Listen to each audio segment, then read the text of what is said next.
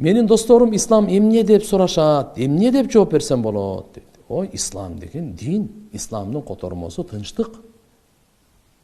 Исламдын котормосу моюнсунуу, баш ийүү. Кимге моюнсунуу, кимге баш ийүү?